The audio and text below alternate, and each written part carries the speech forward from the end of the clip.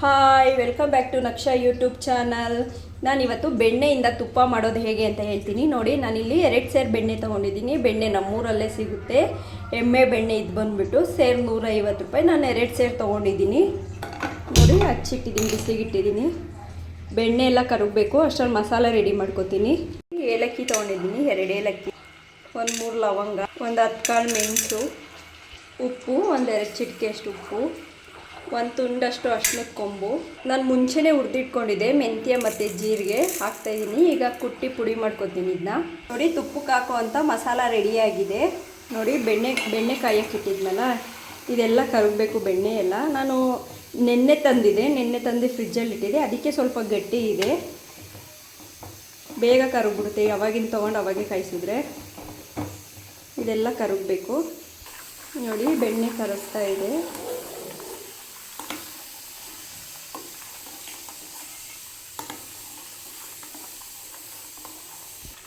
ನೋಡಿ, ಬೆಣ್ಣೆ ಎಲ್ಲ ಕರಗೈತೆ. ಈಗ ಇದ್ರಲ್ಲಿ ಸೌಂಡ್ ಬರ್ತಿದೆಯಲ್ಲ, ಆ ಸೌಂಡ್ ಹೋಗೋವರೆಗೂ ಬೇಯಿಸ್ಕೊತೀನಿ.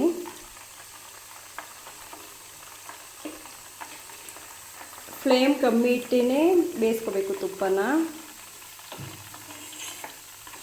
ಕಮ್ಮಿ ಉರಿಲೇ ಬೇಯಲಿ.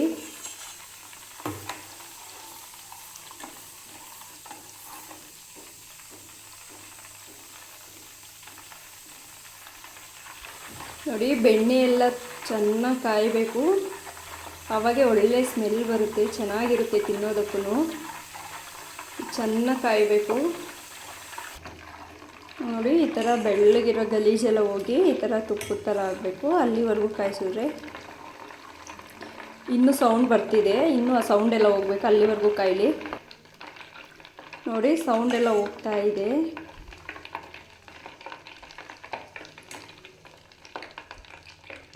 ಈಗ ಪುಡಿ ರೆಡಿ ಮಾಡ್ಕೊಂಡಿದ್ನಲ್ಲ, ಅದನ್ನ ಅದರೊಳಗಡೆ ಹಾಕ್ತಾಯಿದ್ದೀನಿ.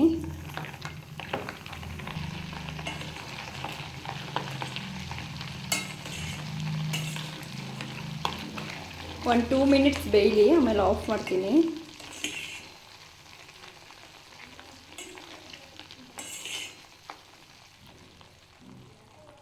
ನೋಡಿ, ಇದಾಗಿದೆ. ಈಗ ಆಫ್ ಮಾಡ್ತೀನಿ ನೋಡಿ. ತುಪ್ಪ ರೆಡಿ ಆಗಿದೆ. ಈಗ ಇದು ಸ್ವಲ್ಪ ಆರಲಿ, ತಣ್ಣಗಾಗಬೇಕು. ಫುಲ್ಲು ತಣ್ಣಗಾದ್ಮೇಲೆ ಡಬ್ಬಕ್ಕೆ ಸುರ್ಕೋತೀನಿ.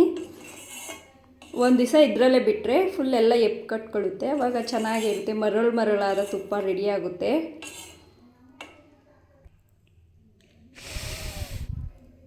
ನೋಡಿ. ತುಪ್ಪ ರೆಡಿಯಾಗಿದೆ. ಈಗ ಆರಲಿ. ಇದು ತುಪ್ಪ ಕಾಯಿಸಿಟ್ಟಿದ್ನಲ್ಲ, ಎಲ್ಲ ಎತ್ಕೊಂಡಿದೆ, ನೀಟಾಗಿದೆ. ಈಗ ಇದನ್ನ ಸೋಸ್ಬಿಟ್ಟು ಡಬ್ಬಕ್ಕೆ ಇಟ್ಕೊತೀನಿ.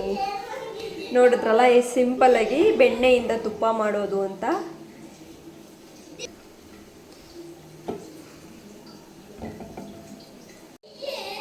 ಬಾಕ್ಸ್ ತೊಗೊಂಡಿದ್ದೀನಿ. ಈಗ ಅದರೊಳಗಡೆ ಉಯ್ದಿಕ್ತೀನಿ.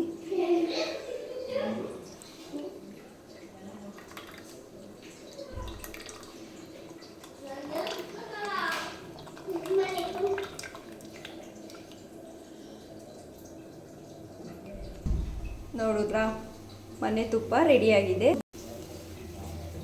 ನೋಡಿ. ಇದು ಪೌಡ್ರ್ ಹಾಕಿದ್ವಲ್ಲ, ಇದ್ರದ್ದೆಲ್ಲನೂ ಅಷ್ಟೇ. ಊಟ ಮಾಡ್ಬೇಕಾದ್ರೆ ಸಾಂಬಾರ್ಗೆ ಹಾಕ್ಕೊಂಡು ತಿಂದಾಗ ಚೆನ್ನಾಗಿರುತ್ತೆ ಟೇಸ್ಟು. ಇದು ವೇಸ್ಟ್ ಆಗಲ್ಲ. ಇದೇ ಥರ ಹೆಚ್ಚಿನ ವೀಡಿಯೋಗಾಗಿ ಲೈಕ್ ಮಾಡಿ, ಶೇರ್ ಮಾಡಿ, ಸಬ್ಸ್ಕ್ರೈಬ್ ಮಾಡಿ. Thank you for watching.